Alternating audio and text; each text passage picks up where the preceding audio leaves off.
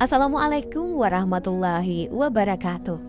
Saudaraku yang dirahmati Allah, Rasulullah Shallallahu Alaihi Wasallam pernah berpesan, bagi siapa yang mengawali doanya dengan dua kata istimewa ini, maka doa yang kita panjatkan akan diterima dan diijabah oleh Allah Subhanahu wa Ta'ala. Sebagai umat manusia, kita pasti memiliki masing-masing cobaan dalam menjalani kehidupan.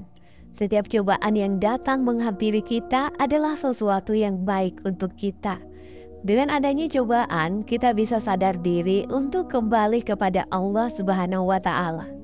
Karena mungkin saja ketika kita diberi kehidupan yang mulus dan berkecukupan, kita lupa kepada Allah Subhanahu wa Ta'ala. Sehingga pada akhir hidup kita nanti Allah menghukum kita bahkan dengan neraka yang kekal karena selama hidup kita melupakan Allah Subhanahu wa Ta'ala.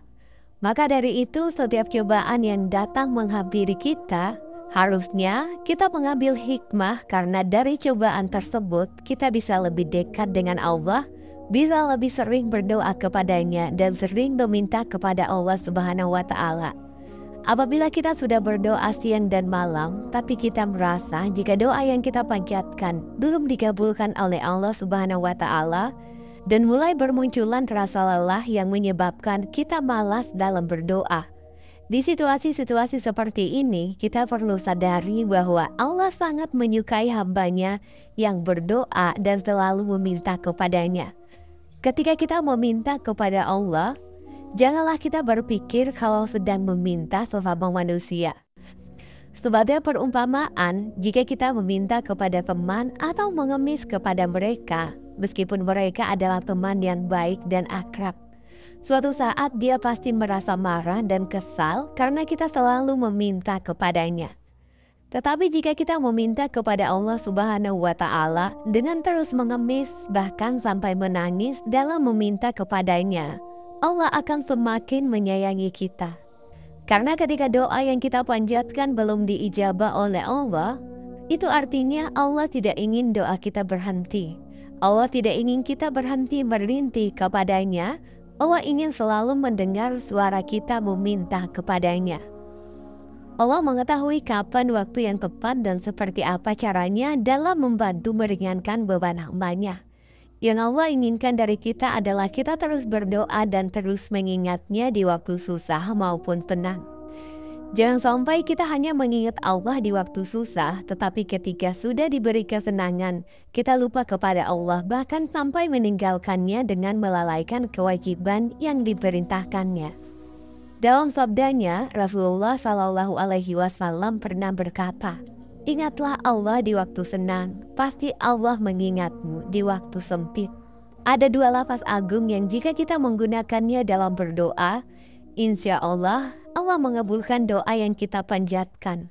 Dengan catatan, kita selalu dan terus yakin doa yang kita minta akan dikabulkan oleh Allah Subhanahu wa Ta'ala.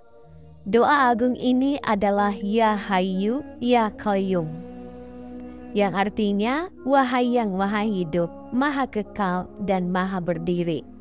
Cara mengamalkan dua kata ini adalah dengan memulai berdoa menggunakan lafaz agung tersebut. Kemudian setelahnya bersolawatlah kepada Rasulullah Sallallahu Alaihi Wasallam.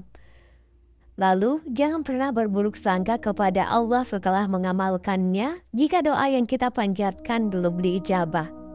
Rasulullah Shallallahu Alaihi Wasallam pernah bersabda, akan dikabulkan doa kalian selama tidak tergesa-gesa, yaitu berkata, aku telah berdoa, tapi tidak dikabulkan. Hadis riwayat Bukhari dan Muslim. Dari hadis ini kita diingatkan untuk berdoa dengan penuh keyakinan tanpa adanya sedikit pun keraguan.